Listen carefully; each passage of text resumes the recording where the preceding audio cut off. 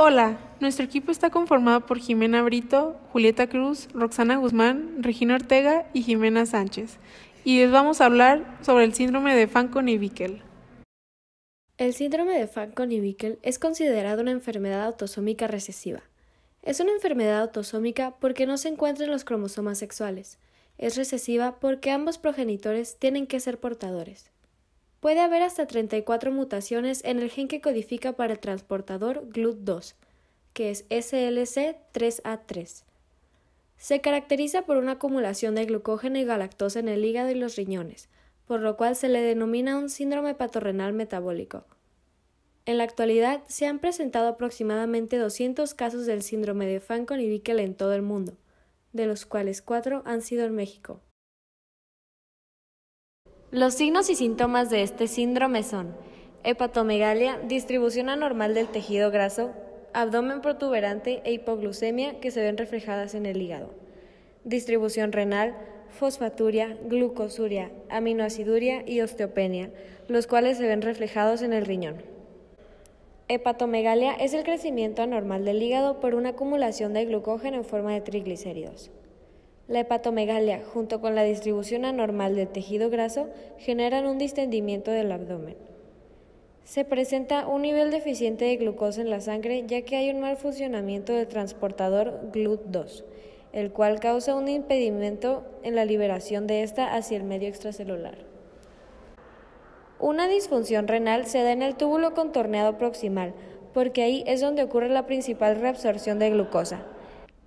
Esto también explica la fosfaturia, la glucosuria y la aminoaciduria porque la capacidad del sistema tubular para reabsorber estas moléculas está limitada, y al tener más cantidad que la que es posible reabsorber, se mantiene en la nefrona y se excreta por la orina.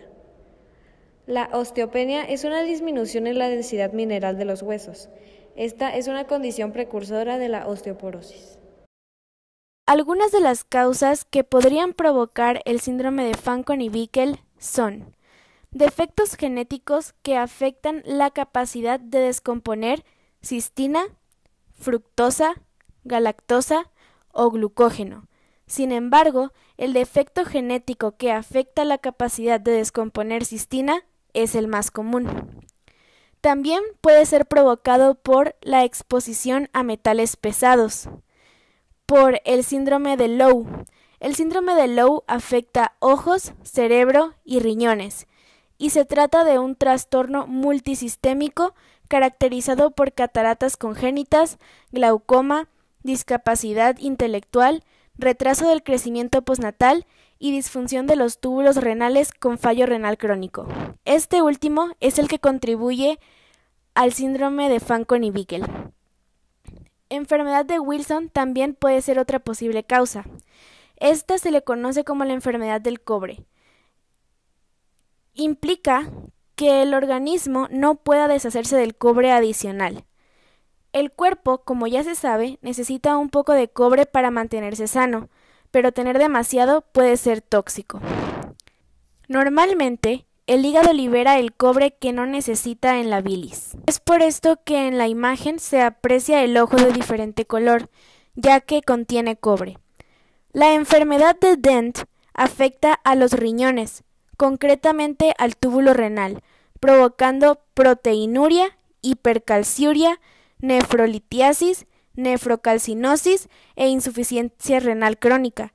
Es por esto que también constituye una causa importante para el síndrome de Fanconi y Bickel. Otras causas pueden ser problemas renales, uso de fármacos, antivirales, inmunosupresores. Por último, es importante mencionar que los defectos genéticos que causan la enfermedad son por un gen recesivo. Esto implica que ambos padres deben de portar el gen. La alteración genética que ocurre en el síndrome de Fanconi y Bickel afecta al gen SLC3A3, el cual está localizado en el cromosoma 3. Este gen codifica, entre otras cosas, para el transportador de glucosa llamado GLUT2. Este transportador se encarga de sacar a la glucosa recién sintetizada a partir de gluconeogénesis de la célula. Al haber una alteración genética en el gen SLC3A3, el transportador GLUT2 queda disfuncional, provocando que la glucosa se quede atrapada dentro de la célula. Dicho fenómeno va a desencadenar la acumulación de glucógeno, galactosa y fosfato que caracterizan al síndrome. El tratamiento que se utiliza para las personas con este síndrome es la administración de suplementos como pueden ser el bicarbonato de sodio y la vitamina B, las cuales ayudan a controlar la aminoaciduria. El bicarbonato de sodio se administra ya que la elevada concentración de ácidos en la sangre, la acidosis, ocurre cuando los riñones no eliminan apropiadamente los ácidos de la sangre hacia la orina, lo que se explicará con más detalle más adelante, y este proceso se neutraliza con la ingestión de bicarbonato sódico. La vitamina B ayuda al metabolismo de proteínas que controla la aminoaciduria. También se administran suplementos como el potasio, pero es importante aclarar que no todas las personas que presentan el síndrome necesitan la administración del mismo, solo aquellas que presentan la deficiencia de potasio y se la administra por vía oral. También se administra suplementos de fosfato, los cuales ayudan a controlar el raquitismo hipofosfatémico, que es la disminución de reabsorción de fosfato en los túbulos renales proximales, lo que provoca pérdida renal de fosfato e hipofosfatemia, que a su vez es un factor causante de la osteopenia. Es por esto que se debe sugerir ingesta de fosfato. Otra manera en la cual también se trata este síndrome es por medio de un trasplante de riñón, el cual puede salvar la vida del niño afectado si éste sufre de insuficiencia renal. También la dieta es un factor importante, ya que se debe hacer restricción de galactosa y glucosa, usando la fructosa como principal fuente de hidratos de carbono. Para poder entender qué pasa en el metabolismo de una persona que tiene el síndrome de Fanconi Bickel, vamos a hablar de la integración metabólica. Primero vamos a ver cómo las concentraciones de glucosa intracelulares hepáticas elevadas, a pesar de la hipoglucemia en ayunas, conducen al almacenamiento de glucógeno a través de la reducción de la degradación del mismo. También vamos a ver cómo las concentraciones de glucosa y galactosa en sangre están elevadas en estado postprandial debido a la disminución hepática de la absorción de monosacáridos.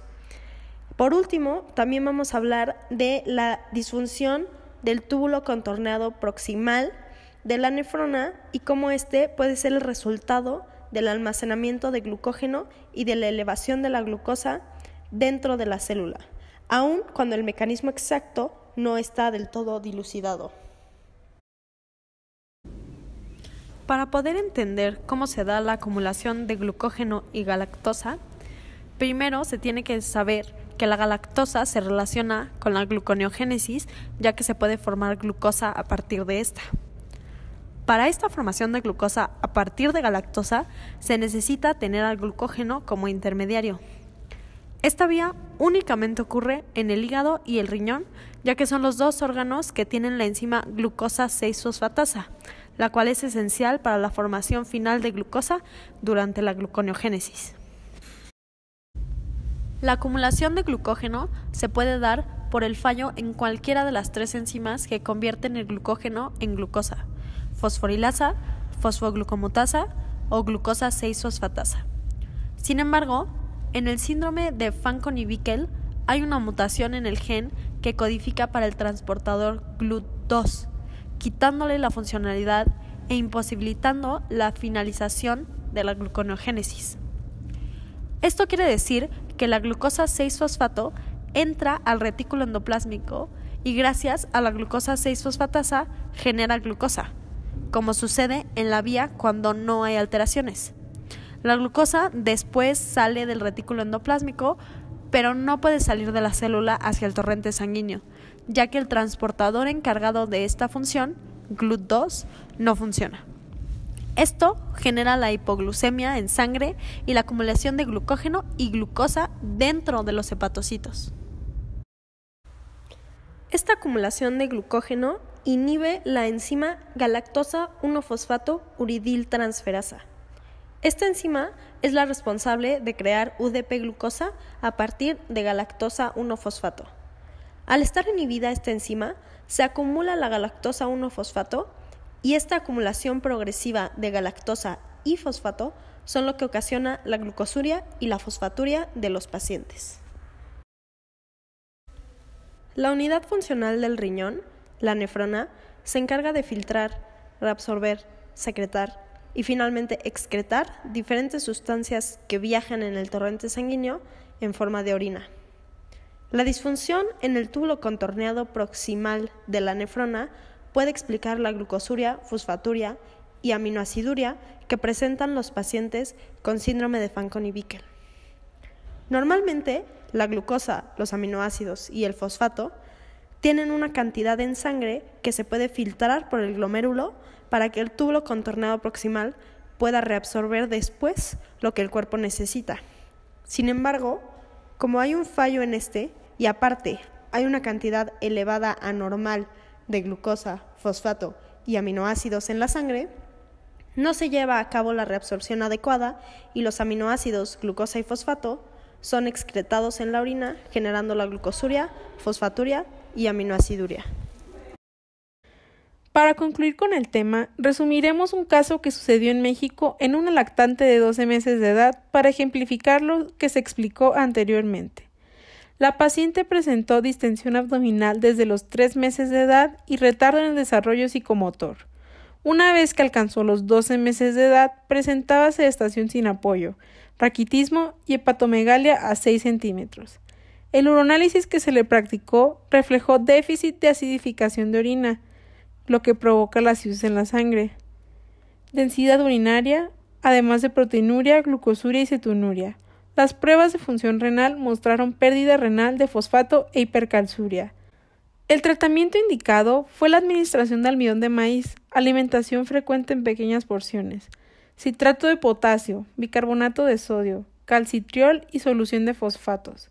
Con este caso clínico se puede observar la veracidad de información presentada y podemos concluir que a pesar de que el síndrome de Fanconi-Bickel no tiene una frecuencia exacta conocida, los defectos metabólicos que implican pueden llegar a dañar tanto al hígado y a los riñones al grado de provocar en ocasiones la muerte. Por eso la importancia de conocerlo.